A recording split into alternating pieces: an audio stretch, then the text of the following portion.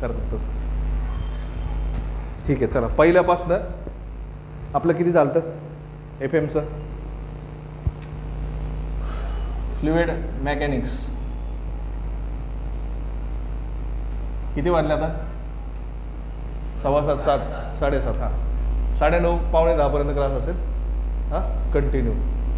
आणि सगळं आपल्याला संपवायचं आहे, जेवढं आत्तापर्यंत झालं तेवढं सगळं. फ्लुइड मेकॅनिक्स, फ्लुइड म्हणजे काय?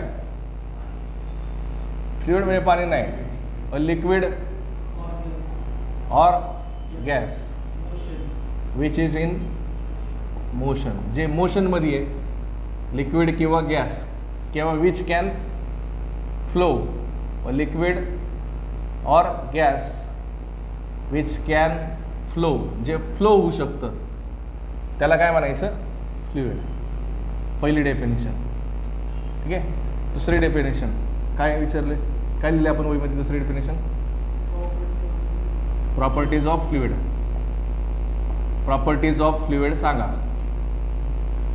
फ्लुइडचे प्रॉपर्टीज म्हणजे काय? गुणधर्म किंवा वैशिष्ट्य सांगा. बरोबर.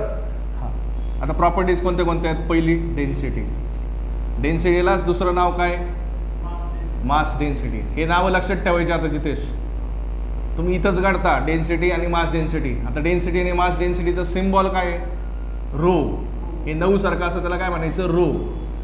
लक्षात ठेवायचं लगेच, परत विसरायचंच नाही. रो याला म्हणायचं. मग रोचं डेफिनेशन काय होती? मास अपॉन व्हॉल्यूम. म्हणजे काय असतं? डेन्सिटी. डेन्सिटी म्हणजे कसं घेतलेलं आपण? 2 ब्लॉक दाखवलेले मी तुम्हाला. बरोबर. इकडे एक दाखवलेला आणि इकडे एक दाखवलेला ब्लॉक. आणि या 2 ब्लॉकमध्ये काय असतं? आता हे दाखवलं स्टीलचं आणि हे दाखवलं कॉपरचं. ठीक आहे. याच्यामध्ये प्रत्येक कसं बॉडी कशाची बनलेली असते? मॉलिक्युल्सची बनलेली असते. बरोबर. यांच्या दोघांचं जर तुम्ही मास काढलं, वजन काढलं, वजन, तर याचं वजन जास्त भरेल, याचं वजन काय भरेल? कमी भरेल. का बरं? कारण याच्यामध्ये डेन्सिटी म्हणजे याचे जे मॉलिक्युल्स आहेत ना, याचे जे मॉलिक्युल्स आहे याच्या आतमध्ये जे लोखंड भरले ते असं एकदम कोंबून कोंबून भरले साध्या शब्दात. आणि याचं जे मटेरियल आहे त्याच्यामध्ये थोडंसं जागा आहे. जसं आपलं हे लाकूड, हे लाकूड आणि ते लाकूड. ते लाकूड बघा कसं आहे, हे तिथं दिलं आहे, ते ओरिजिनल लाकूड आहे. तेव्हा तिथं दिसतंय क्रॉस सेक्शन त्याचं, दिसतं ना लाकूड कसं आहे, ते ओरिजिनल लाकूड आहे. आणि हे तुमचे जे बसलेले आहेत पुढचे बेंच त्याच्यामध्ये काय भुस्सा आहे. मग कोणाचं वजन जास्त असणार आहे? त्याचं वजन जास्त असणार आहे. आता तसंच इथं तुम्ही जर एक ट्रे घेतला, असा एक ट्रे घेतला आणि असा एक ट्रे घेतला, याच्यामध्ये तुम्ही ऑइल टाकलं, कोणतं पण ऑइल, आणि याच्यामध्ये तुम्ही वॉटर टाकलं, तर सेम. हा सगळं बाकी सगळं सेम त्याची, म्हणजे याचं डायमीटर, हाईट, बीट सगळं सेम. म्हणजे हा ट्रे आणि हा ट्रे सेम दिसायला आहे, सगळे त्याचे सेक्शन सगळे सेम आहेत. तरी पण याचं वजन काय असणार आहे? जास्त असणार आहे. का बरं? कारण ऑइलची डेन्सिटी काय आहे? जास्त आहे. कळलं? व्हॉल्यूम दोघांचं सेम आहे. याचं डायमीटर आणि याचं डायमीटर आणि याची जी हाईट आहे दोघांची हाईट सेम आहे. व्हॉल्यूमचं फॉर्म्युला काय येतो? Area into height. बरोबर. किंवा रेक्टँग्युलर असेल तर व्हॉल्यूमचा फॉर्म्युला काय येतो? Length into breadth into height. व्हॉल्यूमचं युनिट काय असतं? mm³. सॉममध्ये असेल तर mm³, FM असेल तर मीटर क्यूब. कळलं? हां, समजलं का? डेन्सिटी काय असतं? डेन्सिटीला दुसरं नाव काय? Mass density. आता परत विसरणार का? रो म्हणजे काय म्हटलं लगेच आलं पाहिजे. हां, आता density of water he standard value आहे. म्हणजे वॉटर स्टँडर्ड गोष्ट आहे, तर density of water standard available आहे. त्याचं 1000 kg पर मीटर क्यूब हे त्याचं काय युनिट आहे. त्याची व्हॅल्यू किती आहे? 1000 kg per metre cube. kg per metre cube काय झालं त्याचं युनिट. आता हे kg पर मीटर क्यूब का आलं? kg म्हणजे काय बघा बरं? मास. आणि मीटर क्यूब काय त्याचं? व्हॉल्यूम. म्हणजे जर तुम्ही असा एक ब्लॉक घेतला, असा एक ब्लॉक घेतला पूर्ण, त्याचं लेंथ 1 मीटर आहे, ब्रेड्थ पण किती आहे? 1 मीटर आहे, आणि हाईट पण किती आहे? 1 मीटर आहे. मग त्याचं व्हॉल्यूम किती झालं रे? 1 × 1 × 1 किती उत्तर येतं? 3 येतं का? कर बरं. 1 × 1 × 1 किती येतं? 1च येतं ना. मग व्हॉल्यूम किती आलं त्याचं? 1 मीटर क्यूब आलं. कळलं? वॉल्यूम किती आलं 1 मीटर क्यूब. म्हणजे असा जर एक बॉक्स घेतला तुम्ही, त्याची लेंथ 1 मीटर आहे, रुंदी पण 1 मीटर आहे आणि उंची पण 1 मीटर आहे, आणि त्याच्यामध्ये जर तुम्ही पाणी टाकलं तर त्याच्यामध्ये किती पाणी बसतं? 1000 kg पाणी बसतं, 1000 किलो पाणी बसतं. म्हणून आपण डेन्सिटी ऑफ वॉटरची स्टँडर्ड व्हॅल्यू किती घेतली? 1000 kg/m3. कळालं का? हे इथपर्यंत कळालं? दुसरा फॉर्म्युला किंवा दुसरी definition, specific weight. Specific weight म्हणजे काय रे बाबा? ओमेगा. याला छोट्या डब्ल्यूला काय म्हणायचं? ओमेगा. आता हे लक्षात ठेवायचं, छोटा डब्ल्यू म्हणजे काय? ओमेगा. स्पेसिफिक वेटचं युनिट काय? फॉर्म्युला काय? Weight upon volume. Weight upon volume. Weight कशामध्ये मोजतात? न्यूटनमध्ये. आणि व्हॉल्यूम कशामध्ये मोजतात? मीटर क्यूबमध्ये. बघा इथंच लिहिलेलं आहे, length into breadth into height. Metre into metre into metre. Length मीटरमध्ये आहे, ब्रेथ पण मीटरमध्ये आहे आणि हाईट पण मीटरमध्ये आहे. तर तुमचं व्हॉल्यूम कशामध्ये येणार? मीटर क्यूबमध्ये येणार. Newton per metre cube. Specific weight काय आलं? Newton per metre cube. आता हे इथपर्यंत लिहिलं. आता त्याच्यानंतर फॉर्म्युला तयार केला आहे. वेट लाच आपण काय म्हणू शकतो? फोर्स. वेटलाच आपण काय म्हणू शकतो? फोर्स. फोर्सचा फॉर्म्युला काय असतो? Mass into gravity, acceleration due to gravity. मग डब्ल्यू म्हणजे मोठा वेट. वेट म्हणजे काय? मोठा डब्ल्यू. हा छोटा डब्ल्यू आहे, हा मोठा डब्ल्यू आहे. कळतंय का? हां, मोठ्या डब्ल्यूचा फॉर्म्युला काय येणार? मास कशामध्ये मोजतात? एम. आणि ग्रॅव्हिटी म्हणजे काय? जी. आधी सिम्बॉल, मासचा सिम्बॉल काय?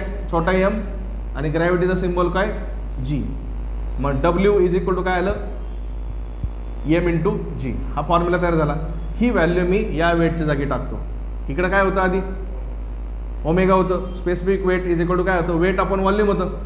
वेटच्या जागी काय टाकतो मी? मास इंटू ग्रॅव्हिटी टाकतो. समजतंय का? या वेट नावाच्या जागी डब्ल्यू आपण फॉर्म्युला काय काढला? मास इंटू ग्रॅव्हिटी काढला. तर मी एम इंटू जी टाकतो. आणि खाली काय आहे? व्हॉल्यूम. तसंच हा व्ही कोणता आहे? मोठा व्ही. व्हॉल्यूमचा व्ही कसा असतो? मोठा व्ही असतो. इथपर्यंत काय आलं? आता याच्यानंतर ट्यूब पेटली आहे ना, इथं एम अपन व्ही दिसतंय आणि एम अपन व्ही तर आपण आत्ताच केलंय. हे काय? इथं मास एम आणि volume V. M upon V म्हणजे काय असतं? डेन्सिटी रो असतं. यातलं जे हे एम अपन व्ही जे आहे हे, याच्याऐवजी ओमेगा तसंच आहे. या एम अपन व्हीच्या जागी काय टाकलं मी? डेन्सिटी रो इंटू ग्रॅव्हिटी जी. हे इंटूच आहे, डॉट केला म्हणजेच काय? इंटूच आहे ना. हा तुमचा दुसरा फॉर्म्युला झाला. Specific weight is equal to omega is equal to rho into G. Omega is equal to rho into G. पाठ करायचं. याला काय म्हणायचं? Omega. Omega is equal to rho into G. आणि जसं पहिला formula omega is equal to weight upon volume. दोन्ही फॉर्म्युले पाठ करायचे. याला डब्ल्यू कॅपिटल डब्ल्यू आणि व्हॉल्यूमला व्ही. आणि हे त्याचं युनिट आहे न्यूटन पर मीटर क्यूब. कळले का? दोन फॉर्म्युले. परत विसरायचं नाही. तिसरं काय आहे? तिसरं फॉर्म्युला त्याच्या अगोदर काय? Weight density. वेट डेन्सिटी आहे. स्पेसिफिक वेट म्हणजेच वेट डेन्सिटी. ते झाल्यानंतर तिसरं काय? Specific gravity. नंतर काय? डायरेक्ट विस्कोसिटी नाही, त्यामध्ये आहे ना एक स्पेसिफिक व्हॉल्यूम. हां, स्पेसिफिक व्हॉल्यूम घ्या. Specific volume. स्पेसिफिक व्हॉल्यूम म्हणजे छोटा व्ही. कळलं? स्पेसिफिक व्हॉल्यूम म्हणजे छोटा व्ही. स्पेसिफिक व्हॉल्यूमचा फॉर्म्युला कसा आहे रे? डेन्सिटीच्या उलटा आहे. बघा, डेन्सिटीच्या उलटा आहे ना. डेन्सिटीचा फॉर्म्युला काय होता? Mass upon volume. स्पेसिफिक व्हॉल्यूमचा फॉर्म्युला काय आहे? Volume upon mass. Specific volume छोटा व्ही, व्ही कॅपिटल व्ही व्हॉल्यूमचा आणि मासचं छोटा एम. स्पेसिफिक व्हॉल्यूमचं व्हीचं युनिट काय येतं? Metre cube upon K G. तिकडे काय होतं? K G per metre cube.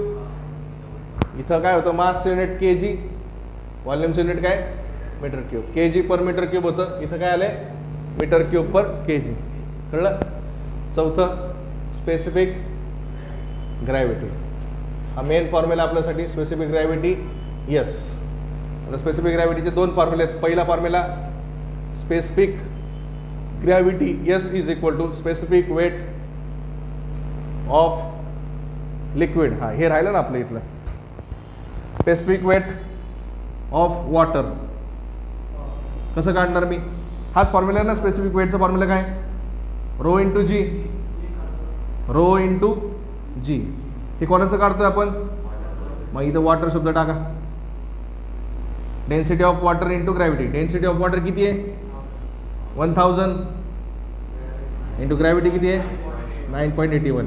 म्हणून स्पेसिफिक वेट ऑफ वॉटरची स्टँडर्ड व्हॅल्यू किती आली? 9810 न्यूटन पर मीटर क्यूब. पाठ करा ते. डेन्सिटी ऑफ वॉटर किती असतं? 1000 kg पर मीटर क्यूब. आणि स्पेसिफिक वेटचं उत्तर किती असतं? स्पेसिफिक वेट ऑफ वॉटरची स्टँडर्ड व्हॅल्यू 9810. ती कशी आली? रो इंटू जीच्या फॉर्म्युल्याने. रो म्हणजे काय? डेन्सिटी आणि ग्रॅव्हिटी. डेन्सिटी किती असते? 1000 आणि ग्रॅव्हिटीची व्हॅल्यू किती असते? 9.81. त्याला मल्टिप्लाय केल्यावरती 9810 न्यूटन पर मीटर क्यूब आलं. एवढं कळालं का? आता हा specific gravity S is equal to काय? Specific weight of liquid. तुम्ही जे लिक्विड वापरले ते liquid divided by specific weight of water. Specific weight of water. हां S is equal to specific weight of liquid काढायचं आपल्याला. ठीक आहे, असंच ठेवतो. आणि स्पेसिफिक वेट ऑफ वॉटर तसंच ठेवतो. लिहिलं फक्त. आता याच्यावरनं फॉर्म्युला तयार करतो. हा तुमचा पहिला फॉर्म्युला बरोबर. Specific weight of liquid omega of liquid divided by omega of water. आता ओमेगाचा दुसरा फॉर्म्युला काय रे बाबा? दोन फॉर्म्युले आहेत ना त्याचे. हा एक फॉर्म्युला आहे आणि हा एक फॉर्म्युला आहे. दिसतंय का? स्पेसिफिक वेटचा फॉर्म्युला काय? वेट अपॉन व्हॉल्यूम पहिला फॉर्म्युला. आणि दुसरा फॉर्म्युला काय? Rho into g. मग हा फॉर्म्युला लिहितो मी. S is equal to specific weight of liquid is equal to काय? Density of liquid rho of liquid into gravity. तसंच density of water into gravity. आता याच्यातली ग्रॅव्हिटी काय आलं? कट. म्हणून दुसरा फॉर्म्युला काय झाला? Specific gravity S is equal to density of liquid divided by density of water.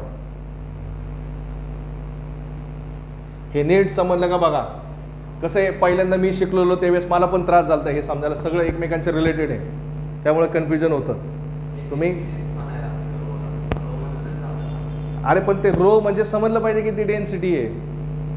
Row तू लक्षात ठेवशील, पण हे रो म्हणजे specific weight, specific gravity, mass density, viscosity सगळं मिक्स होऊन जाणार. म्हणून बोलताना काय बोलायचं? डेन्सिटी ऑफ लिक्विड आणि लिहिताना रो लिहायचं. कळलं? Density of liquid divided by density of water. Specific weight of liquid divide by specific weight of water. इथपर्यंत कळालं? आणि standard formula specific weight of water किती असतं? Specific gravity of water 1. Specific gravity of water किती असतं? 1. नसेल लिहिलं तर लिहून टाका. आणि specific gravity of mercury standard value किती असते? 13.6. मर्क्युरीची 13.6 आणि स्पेसिफिक ग्रॅव्हिटी वॉटरची किती असती? 1. नसेल लिहिलं ते आपण लिहून टाका.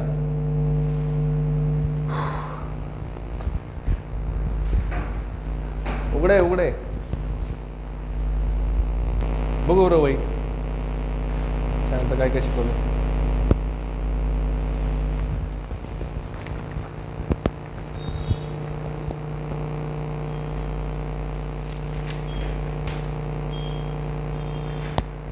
कॉम्प्रेसिबिलिटी आहे ना त्याच्यानंतर.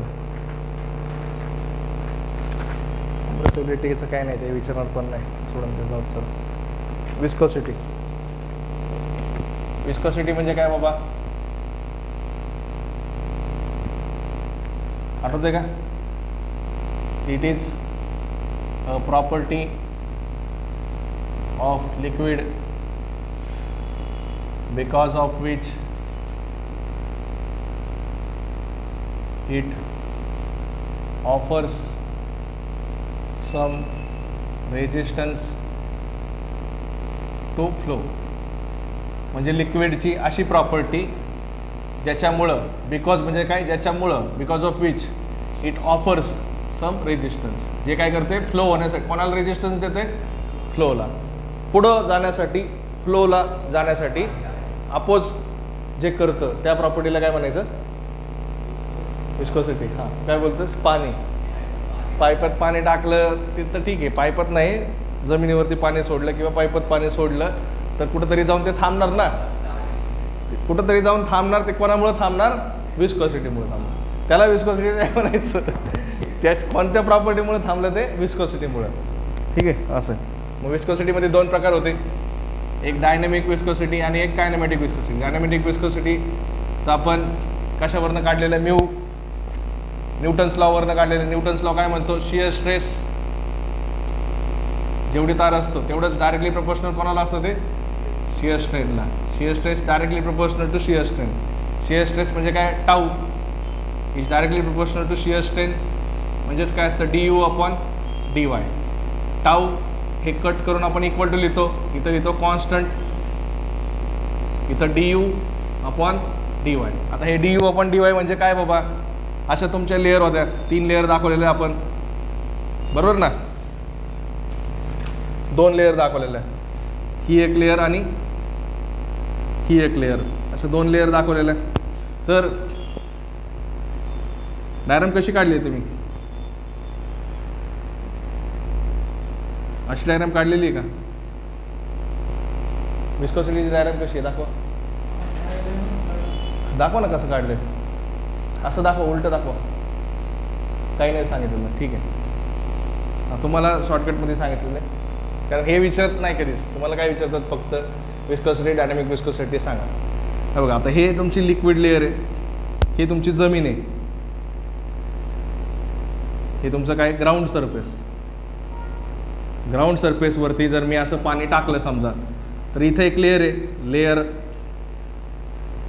2, आणि याला काय म्हणणार? लेअर 1. तर लेअर 1ची स्पीड काय असतो? वेलोसिटी काय असते? जास्त असते. म्हणजे हे पुढं जातं आणि हे काय? मागं जातं. म्हणजे याचं स्पीड काय? कमी आहे. ठीक आहे. आता असं का बरं असतं? जी लेअर, जी पाण्याची लेअर आहे, आता समजा आपण असं पाणी सोडतोय ना, असं पाणी सोडतोय आपण, समजा असं पाणी सोडले, तर जी पाण्याची लेअर जमिनीला टच असते त्याचं काय असतं? वेलोसिटी काय असते? कमी असते. आणि जसं जसं तुम्ही वरती जाता तसे तसे तुमचं वेलोसिटी म्हणजे स्पीड काय असतो? जास्त असतो, बरोबर? पाण्याचा जो म्हणजे जी लेअर, पाण्याची जी लेअर तुमच्या ग्राउंडला टच होती, आता इथं बघा, इथं 0 दाखवले, हे त्रिकोण दाखवलं ना असा त्रिकोणासारखं, याचा अर्थ काय? इथं वेलोसिटी 0 आहे. जसं जसं तुम्ही पुढं वरती जाताय तसे तशी वेलोसिटी काय होत चालली आहे? वाढत चालली. त्याचं स्पीड, वेलोसिटी म्हणजेच काय? त्याचं स्पीड काय होत चाललं आहे? वाढत चाललं आहे. इथं तुमची वेलोसिटी म्हणजे स्पीड 0 आहे. लेअर 2चं स्पीड काय आहे? कमी आहे. कोणापेक्षा? लेअर 1पेक्षा. हे त्रिकोण वाढत चाललं ना असा, या डायग्रामलाच काय म्हणतात? Velocity diagram. कळलं? या वेलोसिटी प्रोफाईल हे तुम्हाला इंजिनिअरिंगला आहे, आता जाऊ दे, डिटेलमध्ये नको. असं समजून घ्या, ही एक लेअर आहे पाण्याची, याचा स्पीड काय असणार आहे? ग्राउंडला जवळ आहे ना, ग्राउंडपासनं जमिनीला टच होतं ते थोडंसं, म्हणून याचं स्पीड काय असणार आहे? कमी असणार. याचं स्पीड काय असणार? जास्त असणार आहे. मग आता 2 माणसं पळतात असं समजा, याचं स्पीड जास्त आहे, याचं स्पीड काय? कमी आहे. मग 2 माणसं तुम्ही लहानपणी ते खेळलेलं आपण पोत्यामध्ये, एक पाय याचा एक पाय याचा, खेळलेलं का तुम्ही लहानपणी? रस्सी बांधून पोत्यामध्ये पळायचं किंवा रस्सी बांधून पळायचं. तर काय वाटतं? ज्याचं स्पीड, याचं स्पीड काय? जास्त आहे, याचं स्पीड काय? कमी आहे. तर या माणसाला काय वाटणार? हा माणूस मला पुढं खेचतोय, म्हणून यार मी इथं असं दाखवलेला. आणि या माणसाला काय वाटणार? याच्यामुळं माझं स्पीड काय झालं आहे? कमी झालं आहे, म्हणून याचा ॲरो कुठं दाखवलेला? खाली. याचं स्पीड काय होतं? कमी होतं आहे, याचं स्पीड काय होतं? वाढतोय. म्हणून मी डायग्राम काढताना अशी काढलेली. ठीक आहे. यांच्या दोघांचा जो दोघांमध्ये जी डिस्टन्स आहे त्याला आपण काय बोलतो? dy. आणि इथून इथपर्यंत जाताना तुमची वेलोसिटी काय होती? वाढती की कमी होती? बरोबर ना, काहीतरी होती आहे, वाढतंय ना, म्हणजे चेंज होती आहे, म्हणून त्याला काय बोलतो आपण? du. du म्हणजे काय असतं? चेंज इन वेलोसिटी म्हणजेच काय? स्पीड. शब्द इथं वेलोसिटी लिहितो, तुमच्या डोक्यात जाण्यासाठी शब्द काय लक्षात ठेवा? Change in speed. आणि dy म्हणजे काय? डिस्टन्स बिटवीन 2 लेअर, 2 लेअरमधलं हे डिस्टन्स. ठीक आहे, असं आलं. या कॉन्स्टंटलाच आपण काय म्हणतो? Mu, dynamic viscosity. या कॉन्स्टंटच्या जागी काय लिहिलं? Mu, du/dy. म्हणून मी फॉर्म्युला काय तयार केला होता? म्यू इथंच ठेवला, टाऊ इथंच ठेवला, यांच्या दोघांचा गुणाकार आहे, हे इकडे गेल्यावर काय आलं? Divide, du/dy. dy. हा तुमचा झाला फॉर्म्युला डायनॅमिक विस्कॉसिटीचा. आता डायनॅमिक विस्कॉसिटीचं आपण युनिट काढलेलं. युनिट कसं काढलेलं? टाऊ स्ट्रेसचं युनिट काय असतं? Newton per metre square cube. कसं काय रे? आत्ता स्ट्रेस किती वेळा अभ्यास केला आपण? मला स्ट्रेसचं युनिट सांग. म्हणून सांगतो तुला अभ्यास कर. तू काहीच अभ्यास नाही करत आहे जितेश, काहीच अभ्यास नाही करत आहे. तुम्हाला मी 2 प्रश्न साधं युनिट विचारतोय, न्यूटन पर mm स्क्वेअर, त्यांना पण येत असेल ते. स्ट्रेसचं युनिट कोणत्या जागात कोणतं, असं का तुम्ही जातात की सॉम शिकताय की हां स्ट्रेस युनिट सर न्यूटन पर mm स्क्वेअर, आणि FM शिकताना स्ट्रेस आलं की न्यूटन पर मीटर क्यूब. का बरं असं होतं? स्ट्रेस जगात सगळीकडे एकच असणार ना. कोणता पण सब्जेक्ट शिका तुम्ही, स्ट्रेस फक्त असं नाही की सॉममध्येच आहे. उद्या तुला मशीन डिझाईन शिकायचं आहे, याच्या अगोदर तुला पुढच्या सेमिस्टरला टॉम विषय, सगळीकडे स्ट्रेस येणार आहे. स्ट्रेस कोणती पण असू दे जगामधली, त्याचं युनिट काय असतं? न्यूटन पर mm स्क्वेअर. आता FM मध्ये सगळे डिस्टन्स आपण कशात मोजतो? मीटरमध्ये मोजतो, म्हणून न्यूटन पर मीटर स्क्वेअर. कळलं? याचं युनिट लिहिलं newton per metre square. DU म्हणजे काय? व्हेलोसिटी. व्हेलोसिटीचं युनिट काय असतं? Metre per second. आणि DY म्हणजे काय? डिस्टन्स आहे, त्याचं युनिट काय असतं? मीटर. डिस्टन्स युनिट काय असतं? मीटर. असं आलं. इज इक्वल टू काय आहे? म्यू. आता 1 2 3 4 5 असं आलंय, तर काय करा? आधी हे मीटर आणि हे मीटर काय करतो मी? हे मीटर आणि हे मीटर काय आलं? कट झालं. काय उरलं? Newton upon metre square divided by second. असं आलं. Newton upon metre square upon second. याला बोलणार A, याला बोलणार B, याला बोलणार C. D दिले का? नाही दिलं. Dला काय म्हणणार? 1. 4 व्हॅल्यू दिसतात, 3च दिसतात. मग चौथ्याला आपण काय मानणार? D इज इक्वल टू काय? म्यू. A अपॉन B हा फॉर्म्युला पाठ करा. A upon B divided by C upon D जर असेल तर कसं करत असतात? A upon B into D upon C. हा D कुठं जात असतो? वरती. मग याच्यानुसार याचं काय लिहायचं? Aच्या जागी काय आलं तर तुमचं उत्तर न्यूटन. Bच्या जागी काय आले? Metre square. लिहिलं? A अपॉन B लिहिलं का आपण? A upon B into D काय बाबा तुमचा? काय नव्हतं म्हणून काय घेतला? 1. आणि C काय आहे? Second. Newton metre square second असं आलं. इज इक्वल टू काय? म्यू. मग म्यूचं तुमचं फॉर्म्युलाच तयार काय झाला? न्यूटन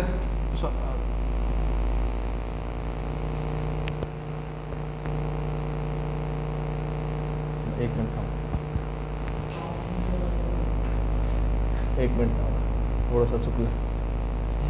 हाच फॉर्म्युला काय त्याच्यावरच घेऊ. Tau upon DU upon DY असा फॉर्म्युला होता ना. याला काय म्हणणार? A. इथं एक व्हॅल्यू आहे ना वरती टाऊ, आणि खाली किती आहे? DU upon DY. किती व्हॅल्यू आहेत खाली? 2 आहेत. मग असं असेल तर या व्हॅल्यूला काय म्हणणार तुम्ही? A. B दिलंय का? नाही. Bच्या जागी काय घेणार? 1. हे काय घेणार? C. आणि हे काय घेणार? D. इज इक्वल टू काय? म्यू. हां, आता A upon B divided by C upon D आत्ता फॉर्म्युला लिहिलता, त्याच्यानुसार सांगा काय येणार? A upon B divided by C upon Dचं उत्तर A upon B into D upon C. याच्यानुसार सांगा काय लिहू? टाऊ अपॉन 1 इंटू Dच्या जागी काय नाव आहे? DY. आणि Cच्या जागी काय नाव आहे? DU. इज इक्वल टू काय? म्यू. टाऊचा फॉर्म्युला काय? Metre square. या 1ला युनिट असतं का? काही 1ला काही युनिट असतं का? नाही. कट करा. इंटू DYचं म्हणजे काय? डिस्टन्स आहे. डिस्टन्सचं युनिट काय असतं? मीटर. डिस्टन्स कशामध्ये मोजतात? मीटर. हां. आणि DUचं म्हणजे काय? व्हेलोसिटी आहे. व्हेलोसिटीचं युनिट काय असतं? Metre per second. Is equal to काय आलं? म्यू. इकडचं 1 मीटर आणि इकडचं 1 मीटर कट झाला. काय उरले? न्यूटन अपॉन मीटर इंटू इकडचं सगळं कट झालं, इकडे काय उरलं? 1 अपॉन मीटर अपॉन सेकंड असं उरलं. बरोबर. इज इक्वल टू काय? म्यू. 1 2 इथं 2च आहेत. इथं किती व्हॅल्यू आहेत आता? 3 आहेत. मग परत याच्यासारखंच करावं लागणार. हे काय पकडणार? A. B दिलाय का? काय म्हणणार? 1. हे काय? C. आणि याला काय म्हणणार? D. मग याचं काय होणार बरं? याच्यानुसार सांगा. हे न्यूटन आपण मीटर तसंच लिहितो. इथं काय करायचं बोला. एच्या जागी काय लिहिणार 1, बी दिलाय का नाही दिला, काय लिहिणार 1 इंटू डी कुठं जाणार वरती जाणार आणि मीटर कुठे येणार खाली. इज इक्वल टू काय आहे म्यू. 1/1 कट झालं, काय उरलं formula newton second metre into मीटरचं उत्तर काय आलं मीटर इंटू मीटरचं उत्तर काय येतं मीटर इंटू मीटरचं उत्तर मीटर येतं. 2 + 2चं उत्तर 2 × 2चं उत्तर काय येतं 2 येतं का. काय केलंस तू मग मीटर इंटू मीटरचं काय येणार कसं आलं ते मीटर स्क्वेअर. तू मॅथ्सला होता ना माझ्याकडं हा x × xचं उत्तर कसं काढायचो आपण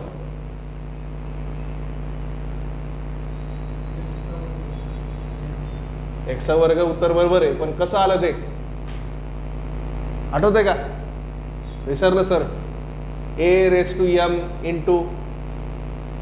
a⁻n असं जर असेल a कॉमन घ्यायचा आणि वरच्या पॉवरची काय करायची बेरीज m n असं शिकलो का नाही आपण m + n दोघांची पॉवरची काय करायची बेरीज. इथं x आहे इथं x आहे x कॉमन काढला याची पॉवर काय नसती म्हणजे काय असती 1 याची पॉवर काय नसती म्हणजे काय असती 1 1 + 1 काय आलं x². तसंच केलंय ते m × m याची पॉवर काय 1 याची पॉवर काय 1 m कॉमन वरच्या पॉवरची काय केली बेरीज m². परत विसरू नको न्यूटन तसंच आणि मीटर इंटू मीटर काय आलं मीटर स्क्वेअर. हे काय आलं तुमचं युनिट न्यूटन आणि सेकंद तसंच न्यूटन हा second divided by metre into metre काय आलं मीटर स्क्वेअर. येईल का हे करता पेपरला करता येईल का तुम्हाला विचारलं तर करता येईल का एवढं सगळं बघा येतंय का नसेल येत तर मग पाठ करा डायरेक्ट म्यूचं उत्तर हे तर येईल तुम्हाला करता एवढं तर येईल ना. हां मग हे युनिट पाठ करा डायरेक्ट म्यूचं युनिट काय newton second per metre square. आलं तर ठीक नाही आलं तर पाठ करा काय करणार होता. पुढं डायनॅमिक झाली आता कायनेमॅटिक विस्कोसिटी. कायनेमॅटिक विस्कोसिटीचं फॉर्म्युला काय त्याला कायनेमॅटिक विस्कोसिटीला काय म्हणतात नू व्ही सारखाच काढायचं फक्त इथं गोल करायचं. याला बोलताना काय बोलायचं नू PNU लिहिताना नू लिहायचं बोलताना नू बोलायचं लिहिताना कसं लिहायचं PNU. पी सायलेंट आहे बरोबर. नूचा फॉर्म्युला काय dynamic viscosity upon density. Dynamic viscosity म्हणजे काय म्यू आणि डेन्सिटी म्हणजे काय रो. आता राहिलं लक्षात हे तुमचं फॉर्म्युला बरोबर. आणि त्याचं युनिट काय होतं मीटर स्क्वेअर पर सेकंद असंच होतं ना. Metre square second per second आलंय का बघ शेवट आलंय ना. मीटर स्क्वेअर पर सेकंद हे त्याचं काय युनिट आहे. आता ते कसं आलं ते जाऊ दे युनिट पाठ करा याचं पण युनिटच पाठ करा. तुम्हाला नाही झेपत तर द्या सोडून फक्त हे पाठ करा. डायनॅमिक विस्कोसिटीचं फॉर्म्युला कसं काढतात shear stress directly proportional to shear strain. Shear stress जेवढं असतं तेवढंच शियर स्ट्रेन असतं. मग टाऊ इकडे काय केलं कॉन्स्टंट du/dy. du म्हणजे काय व्हेलॉसिटी dy म्हणजे काय डिस्टन्स टाकलं यांच्या दोघांचा गुणाकार आहे. हे इकडे गेलं काय झालं भागाकार τ/du/dy हे इथपर्यंत लिहा आणि त्याच्यानंतर डायरेक्ट उडी मारा इकडं. म्यूचं युनिट काय newton second per metre square एवढं तर येईल. हां आणि हे तर सोपंच आहे dynamic viscosity divided by density metre square per second त्याचं काय युनिट. याला बोलताना काय बोलायचं नू त्याला बोलताना काय बोलायचं म्यू. कळलं का विस्कोसिटी समजलं. विस्कोसिटी म्हणजे काय लिक्विडच्या फ्लो करताना होणारा अपोज मोशनला होणारा विरोध. जसं आपण करतो ना विरोध अभ्यास करायला बरोबर ना. आपल्या अंगामध्ये पण विस्कोसिटी लई आहे. अभ्यास करताना नको कसं उद्या करू उद्या कधी उगवतच नाही तसंच आहे ते विस्कोसिटी. त्याला पुढं जायचं नाही त्याला मागं एकाच जागी थांबायला आवडतं पाण्याला. समजलं विस्कोसिटी कधी ये मग तुला कळेल आपली अवकात. सरफेस टेन्शनची डेफिनेशन लिहून दाखव मला फक्त. आता बघा हे समजून सांगितलं ना हे चहाचं उदाहरण देताना ते डोक्यात राहतंय. हे इंग्लिशमध्ये लिहायचं आहे आपल्याला. तर बघा काय मॉलिक्युल्स ए प्रत्येक बॉडी कशाची बनलेली असती प्रत्येक बॉडी कशाची बनलेली असती मॉलिक्युलची बनलेली असती अणूंची बनलेली असती. आता हे समजा काय असा एक ट्रेमध्ये काय चहाचं कप घ्या चला तुम्ही चहाचा कप आहे आणि इथं काय घेतलं आपण सगळा चहा भरला आहे पूर्ण. तर याच्यामध्ये इथं हे बघा हा एक थेंब आहे, हा एक थेंब आहे, हा एक थेंब आहे, हा एक थेंब आहे. असंच याला आपण काय केलं झूम केलं. तर झूम केलं आपलं इथं पहिला मॉलिक्यूल ए आला. या मॉलिक्यूल एला प्रत्येक मॉलिक्यूल काय करतं आहे, इथं पण मॉलिक्यूल आहे असे बरोबर. प्रत्येक मॉलिक्यूल काय करतं आहे, एकमेकांना खेचतंय त्याच्याकडं. ते एकमेकांना खेचतंय म्हणून हा चहा इथं कपामध्ये आहे. नाहीतर काय आला असता गॅससारखा असा पसरला असता सगळीकडे. गॅस का पसरतो, कारण त्याचे जे मॉलिक्यूल्स असतात ते एकमेकांना पकडून ठेवत नाही. म्हणून गॅस समजा तुम्ही इथं अगरबत्ती लावली तर ती सगळीकडे लगेच वास पसरतो. का बरं, त्याचे जे मॉलिक्यूल्स आहेत ते लगेच बाहेर जातात एकमेकांपासून. हे जे कॉन्ट्रॅक्ट म्हणजे काय म्हणतात खेचणारी जी फोर्स आहे ना आतमध्ये, याला या मॉलिक्यूलला ह्या मॉलिक्यूल काय करतोय खेचतोय, म्हणून ते एकत्र राहतात. ते समजतंय का. गॅसमध्ये तसं नसतं. गॅसमध्ये कसं आहे, हे जे अट्रॅक्शन फोर्स आहे ना ती नसतीच. त्यामुळं गॅस इथं समजा आपण काडी पेटी पेटवली किंवा अगरबत्ती पेटवली तर लगेच तुला वास येतो. हवामध्ये लगेच काय होतं मॉलिक्यूल पसरतो. मग आता हे सगळे मॉलिक्यूल्स आहेत. प्रत्येक मॉलिक्यूल इथला हा हा हा हा काय इक्विलिब्रियममध्ये. इक्विलिब्रियममध्ये म्हणजे काय, तो शांत आहे. त्याच्यामध्ये काही केमिकल चेंजेस होणार नाही. तो एका जागी स्थिर राहणार. का बरं, कारण त्याला प्रत्येक बाजूनी इक्वल फोर्स खेचती आहे. समजा हेच उदाहरण घ्या. हा मॉलिक्यूल ए, याला खालच्या साईडनी किती फोर्स आहेत, 1 2 3. इकडच्या साईडनी 1 2 3. इकडच्या साईडनी 1 2 3. वरच्या साईडनी 1 2 3 आहेत ना. किंवा खालच्या साईडने असं पकडा टोटल 1 2 3 4 5. वरच्या साईडनी 1 2 3 4 5 आहेत का. कुठली पण बाजू घ्या, left side, right side, up side, down side, प्रत्येक बाजूने काय त्याला इक्वल फोर्स खेचतीये. आता ही फोर्स कोण खेचतंय, ह्या बाणचा अर्थ काय, इथं कोणती तरी फोर्स आहे ती त्याला खेचते. म्हणजे इथं मॉलिक्यूल आहे कोणतं तरी, तो त्याला खाली खेचतोय. हा मॉलिक्यूल त्याला इकडे खेचतोय, इकडचा मॉलिक्यूल त्याला इकडे खेचतोय, इकडचा मॉलिक्यूल त्याला इकडे खेचतोय, इकडचा मॉलिक्यूल त्याला इकडे खेचतोय, इकडचा मॉलिक्यूल त्याला इकडे खेचतोय, इकडचा मॉलिक्यूल त्याला इकडे खेचतोय. अशा प्रत्येक बाजूने त्याच्याकडे काय मॉलिक्यूल आहेत. म्हणून हा मॉलिक्यूल एक आहे इक्विलिब्रियममध्ये. समजतंय. इक्विलिब्रियमचा अर्थ काय, त्याच्यामध्ये चेंज काही होणार नाही. तो तिथल्या तिथंच फिरत राहणार. हा मॉलिक्यूल आहे इथल्या इथंच असं फिरत राहणार. स्टेडी म्हणतो ना आपण, हे पाण्याचे थेंब आहेत किंवा आपले चहाचं उदाहरण ना, आपले चहाचे थेंब, कॉफी, ठीक आहे. तर पण तुमची ही जी वरची लेअर आहे, हे एक्झॅक्ट जिथं तुमचं कप संपलं आहे त्याच्या वरच्या लेअरला काय असं मॉलिक्यूल तयार झालं आहे. या मॉलिक्यूल बीला खालच्या साईडनीच कोणतरी खेचते. वरच्या साईडनी खेचणारं कोण आहे का, नाही ना. असा कप आहे आपला बरोबर, असा आपला कप आणि बशी आहे. इथं तुमचं कप आणि त्याच्यामध्ये कॉफी ठरली आहे. वरती काय आहे, हवा आहे, आणि खाली काय आहे, लिक्विड आहे. म्हणजे त्याला खालच्या साईडनी कोणतरी खेचते असं. वरच्या साईडनी खेचणारं कोण आहे का, नाही आहे.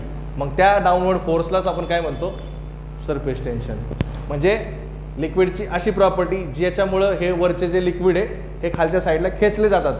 ते अपोज करतात. कोणाला अपोज करतात, टेन्साईल फोर्सला. टेन्साईल फोर्स म्हणजे काय, हा कप इथं जो आपण कॉफी भरलेली आहे त्याला काय वाटतं, असं खाली पडूशी वाटतं बरोबर. खाली पडलं पाहिजे ना, ते पूर्ण भरलं आहे. त्याच्या लिमिटपेक्षा काय आहे, जास्त भरलं आहे ते.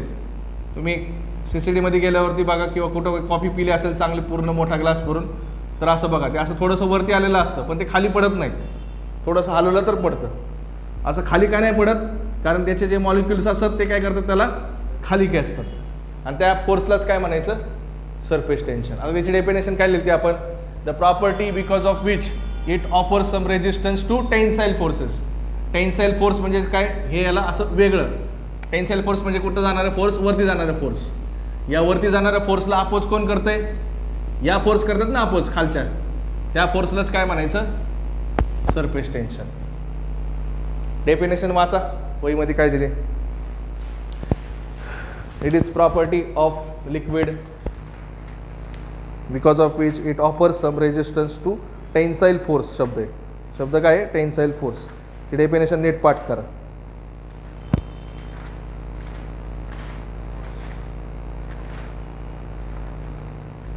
It is property of which allows the fluid to resist tensile stress due to cohesive force is of between molecules. Cohesive force between molecules. इथले जे मॉलिक्युल्स आहेत खालचे, हे काय करतात, या मॉलिक्युलला वेगळं होऊन देत नाही. टेन्साईल फोर्सला किंवा टेन्साईल स्ट्रेसला काय करतात, ते अपोज करतात. त्या प्रॉपर्टीलाच काय म्हणायचं, सरफेस टेन्शन. आता आपण लिहिलंय कसं आहे, पहिल्यांदा काय लिहिलं, मॉलिक्युल ए मध्ये काय लिहिलं, in this molecule a all forces are इक्वल ऑन सेम साईड असं लिहिलं ना आपण. याच्यामध्ये मॉलिक्युल बी मध्ये काय लिहिलंय, there is no forces on upper side, वरच्या साईडला काहीच फोर्स नाही आहे, खालच्या साईडला फोर्सेस आहेत. म्हणून सरफेस टेन्शन ही अशी प्रॉपर्टी जी काय करते, वरच्या जाणाऱ्या फोर्सला काय करते, विरोध करते, अपोज करते, त्याला वेगळं होऊन देत नाही. या कप जो वरती आलाय, कॉफी जी वरती आली एकदम, ती खाली पडून देत नाही, खालचे जे मॉलिक्युल्स आहेत त्याला पकडून ठेवतात, कोहेजिव्ह फोर्स अट्रॅक्ट करतात. त्या प्रॉपर्टीलाच काय म्हणायचं, सरफेस टेन्शन. सरफेस टेन्शन कशाने डिनोट करतात, सिग्मानी. जसं आपण सॉम मध्ये सिग्मा म्हणजे काय असतं, स्ट्रेस, तसं FM मध्ये सिग्मा म्हणजे काय असतं, सरफेस टेन्शन. कळलं, त्याच्यामध्ये वेगळं नाव आहे, याच्यामध्ये वेगळं नाव आहे. सरफेस टेन्शन कळलं का. सरफेस टेन्शन विचारलं की ही डायग्राम काढायची, पहिल्यांदा मॉलिक्युल ए ची माहिती लिहायची, नंतर मॉलिक्युल बी ची लिहायची, आणि शेवट आपण डेफिनेशन लिहिली आहे, पूर्ण लिहायचं. त्याच्यानंतर काय, कॅपिलरिटी. कॅपिलरिटी म्हणजे काय, rise or fall of liquid. समजा तुम्ही इथं काय घेतलं, काहीतरी वॉटर घेतले, काय घेतलं इथं वॉटर, आणि इथं काय घेतलंय मी, मर्क्युरी. मर्क्युरी म्हणजे काय, मराठीमध्ये पारा. हे कसं असतो, लिक्विड, जड लिक्विड असतं हे. वॉटर कसं असतं, हलकं लिक्विड असतं, बरोबर. आणि मी काय केलं, ही ट्यूब याच्यात बुडवली, तर हे पाणी काय होणार, असं वरती जाणार, इथपर्यंत जाणार का नाही जाणार, जाणार. याला काय म्हणायचं, वरती गेलं, कुठल्या लेवलपासनं, या लेवलपासनं पाणी कुठं गेलं, वरती गेलं, याला काय म्हणायचं, कॅपिलरिटी, कॅपिलरी राईज. आणि याला काय म्हणायचं, कॅपिलरी फॉल. फॉल का बरं, कारण याचं जे लिक्विड आहे, असं समजा मर्क्युरी तुम्हाला इमेजिन करायचं तर काय करा, ऑइल इमेजिन करा, एकदम जड ऑइल, ग्रीस सारखं एकदम, किंवा एकदम घट्ट ऑइल. ते घट्ट ऑइल आपण इथं टाकले, बरोबर. मर्क्युरी तसं असतं. तुम्ही जर असं ट्यूब बुडवली तर हे मर्क्युरी किंवा ऑइल जे आहे ते असं वरती जाणारच नाही, ते असं इथपर्यंत जाणार.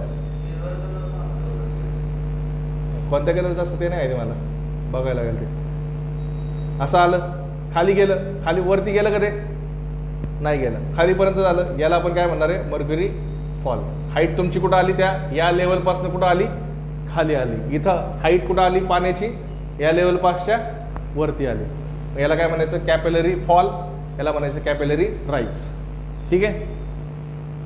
आता हे वरती का जातं, दोन फोर्स असतात. एक कोणती फोर्स, कोहेजिव्ह फोर्स, आणि दुसरी कोणती फोर्स असती, ॲडेसिव्ह force.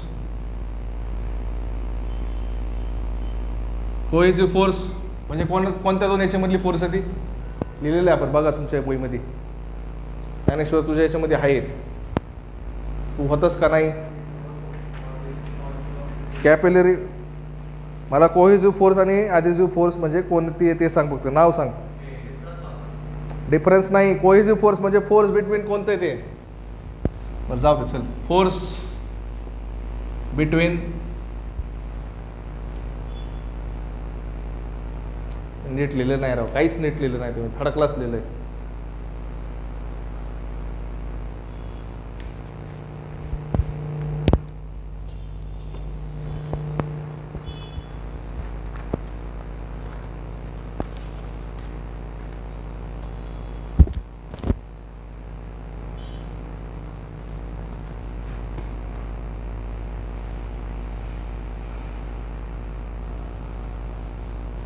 Force between two liquid molecules.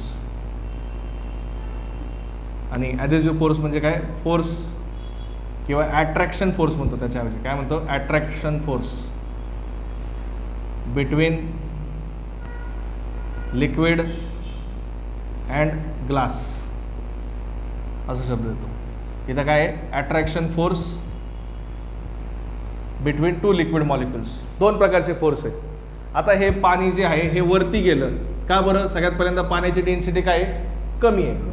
आणि दुसरं कारण काय, याच्यामध्ये दोन गोष्टी दिसतात का, एक गोष्ट म्हणजे काय, वॉटर, आणि दुसरी गोष्ट म्हणजे काय, हे ग्लास ट्यूब आहे ना, आपण त्याला मराठीत काय म्हणायचो, ग्लास ट्यूबला चंचू पात्र का काहीतरी असं म्हणायचो, बरोबर.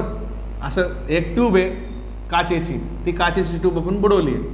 मग काय झालं, हे पाण्याचे जे थेंब आहेत, पाण्याचे थेंब आणि ग्लासचे ट्यूब त्यांच्यामध्ये जे चिटकपणा आहे तो काय आहे, जास्त आहे. कोणापेक्षा? 2 पाण्याच्या थेंबांपेक्षा. 2 गोष्टी आहेत इथं. काय आहे खाली? पाणी पाणी पाणी आहे सगळं. हे जे मी लाईन मारलं ते म्हणजे काय समजा मॉलिक्यूल. समजा हे मॉलिक्यूल एक आणि हा एक मॉलिक्यूल, हा एक मॉलिक्यूल आणि हा एक मॉलिक्यूल. मॉलिक्यूल म्हणजे काय? कण किंवा थेंब. काय समजा थेंब.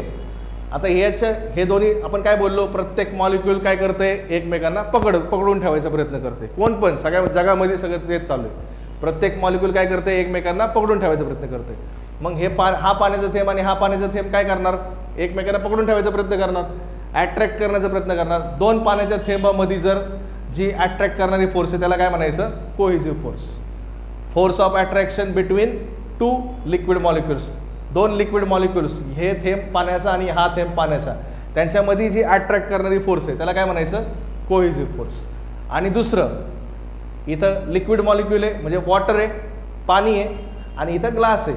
ग्लासचे मॉलिक्यूल आणि पाण्याचे मॉलिक्युल्स ते पण दोघं एकमेकांना काय करणार, पकडायचा प्रयत्न करणार.